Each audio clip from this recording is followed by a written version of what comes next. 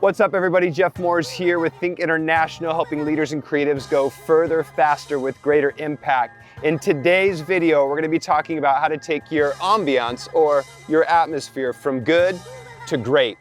Check it out.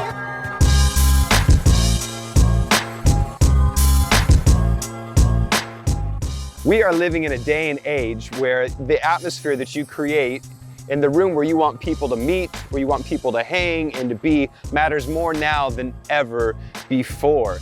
If you've been out of the house and you've been into the public, if you've gone to any restaurants, any coffee shops, any stores to shop at, you'll notice that more now. I gotta get that out of my head. Okay, ready? We are living in a day and age where the atmosphere you create matters more now than ever before, especially if you're trying to create an environment where people want to hang out, where people want to be. For instance, if you just look at the history of the coffee shop.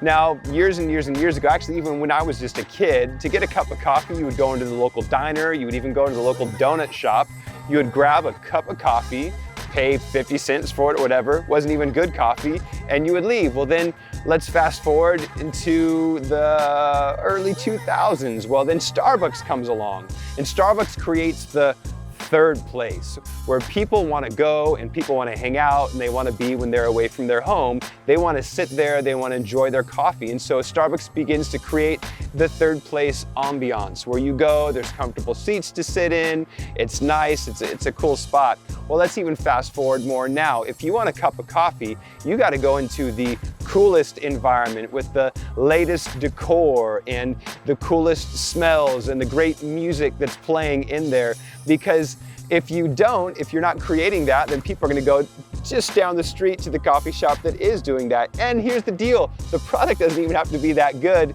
but the ambiance has to be great.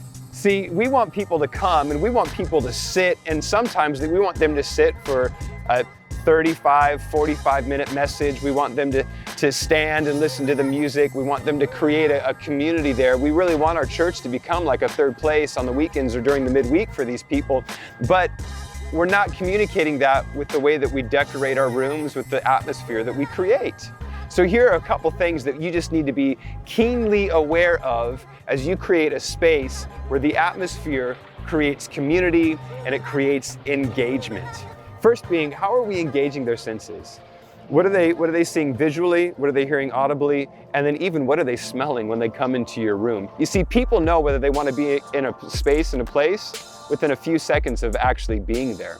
As a matter of fact, you have to be able to capture their attention within the first 8 seconds. That's right, people have an attention span of about 8 seconds when it comes to this stuff. That's actually shorter than a goldfish. So when they walk into that room, can you grab them in 8 seconds? Is what they see visually appealing? Is what they hear creating a mood? Is it stimulating? Is it exciting? Or is it creating more of a somber atmosphere? You can create so much of your atmosphere with the music that you play. And then here's the other thing that a lot of people don't even think through is, what does it smell like? When they come in, does it smell old and stale? Or does it smell appealing and pleasing? If you're not hitting those 3 spots, then more than likely somebody's going to walk into your building and maybe they might hang out for that service, but they're never coming back.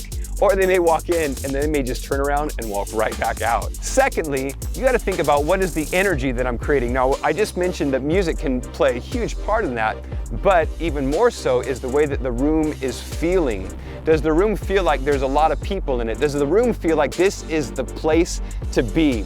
Now, a lot of us, we play in spaces that can be cavernous because the room is too big, or sometimes the room is too small. But if the room is too big, you have to learn how to shrink that room, pulling chairs in, focusing them more towards the stage, doing things that you can play tricks visually so that people come in and they feel like, wow, there's a lot of people here. If the room seats 800 but you only have 300, the way you set up your chairs, massively important. The way that you fill space, massively important, because people are going to walk in, and if there's 300 people in a room but the room seats 800 and everyone is spread out, it's going to communicate to them, this is not the place to be.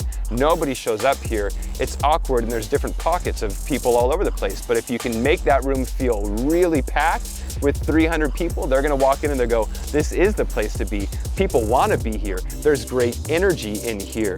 And lastly, here's something to really think about. 65% of people are visual learners. And on top of that, 42% when they're visually stimulated while learning, hold on to that message better.